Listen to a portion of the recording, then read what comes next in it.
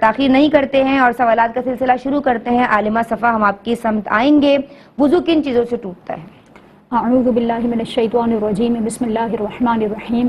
دین اسلام اصول پسند دین ہے، اور یہی وجہ ہے کہ ہر شعبہ زندگی میں ہمیں اصول فراہم کیے جاتے ہیں تاکہ ہم ان اصولوں کے مطابق صحیح طور پر اپنی زندگی گزار سکیں۔ تمام عبادات کس طرح ادا کی جائیں، کس طرح ان عبادات کی کن چیزوں پر ان عبادات کی بقا کا انحصار ہے، اسی طرح وہ عبادات کس طرح مقبول ہو سکتی ہیں، ان تمام چیزوں کے حوالے سے دین اسلام بڑی وضاحت کے ساتھ ہمیں اصول بیان فرماتا ہے۔ اور انہی اصولوں سے پتہ چلتا ہے کہ نماز جیسی اہم عبادت طہارت پر موقوف ہے۔ طہارت ہے تو نماز بھی ہے، اور اگر طہارت نہیں ہے تو نماز بھی ادا نہیں کی جا سکتی۔ اور یہی وجہ ہے کہ ہم جب نماز پڑھنے کے لیے کھڑے ہوں تو ہمیں صحیح طور پر پراپر غسل بھی کرنا ہے، ہمیں صحیح طور پر وضو بھی ادا کرنا ہے، اور اس میں کسی قسم کی کوئی غلطی نہیں ہونی چاہیے تاکہ ہم اپنی نمازوں کو صحیح طور پر ادا کریں۔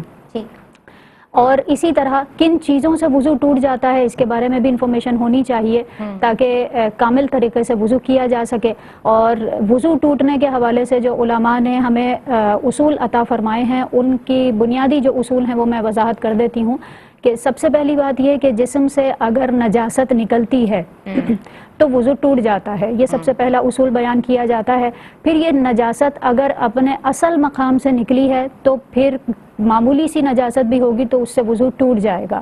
اور اگر بالفرض جسم کے کسی اور حصے سے نکلی ہے، جیسے کبھی کوئی چوٹ لگ جاتی ہے، بلڈ نکل آتا ہے، یا کسی اور وجہ سے جسم کے کسی حصے سے اگر بلڈ نکل آئے، تو اس کے لیے اصول یہ ہے کہ اگر کسی حصے سے نجاست نکلے اور وہ بہہ کر اپنے مقام سے تجاوز کر کے ایسی جگہ پر آ جائے جس جگہ کو وضو یا غسل میں دھونا ضروری ہے، تو ایسی کنڈیشن میں یہ نجاست جو ہے، نجاست کا نکلنا، اس سے وضو ٹوٹ جائے گا۔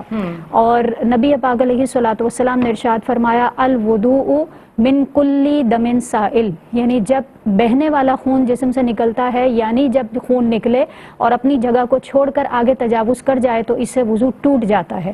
اور اس میں فرق ہونا چاہیے کہ ایک ہوتا ہے خارج ہونا اور ایک ہوتا ہے ظاہر ہونا۔ مثال کے طور پر اگر آپ جیسے کانچ کی کوئی چوڑی ہوتی ہے اور وہ کسی جگہ لگ جائے آپ کی اسکن کے اوپر، تو ایک ریڈ سی لائن باقاعدہ شو ہونے لگتی ہے، لیکن باقاعدہ طور پر وہ بلڈ اتنا نہیں ہوتا کہ وہ بہہ کر اپنی جگہ سے آگے بڑھ جائے۔ اس سے وضو نہیں ٹوٹے گا کیونکہ یہ جو بلڈ ہے یہ صرف ظاہر ہوا ہے، خارج نہیں ہوا۔ اور خارج کی تعریف یہی ہے کہ چھوڑ کر اپنی جگہ کو اور آگے تجاوز کر جائے۔ اور یہی وجہ ہے کہ جو بلڈ ہے اس سے بھی وضو ٹوٹ جائے گا کیونکہ یہ بھی نجاست ہے، جب اتنی مقدار میں نکلے جو بتائی گئی ہے۔ اسی طرح اگر وائٹ ڈسچارج یا یلو ڈسچارج ہے، وہ بھی اس سے بھی وضو ٹوٹ جائے گا۔ اور اسی طرح آنکھوں سے نکلنے والا، دکھتی ہوئی آنکھ سے نکلنے والا جو پانی ہوتا ہے، وہ اگر آنکھ کے اندر ہی تیر رہا ہے تو اس وقت تو وضو نہیں ٹوٹے گا، بشرط یہ کہ اس کو صاف نہ کی، کیونکہ بار بار صاف کرتے ہیں تو وہ بہنے کی ہی مقدار بن جائے گی۔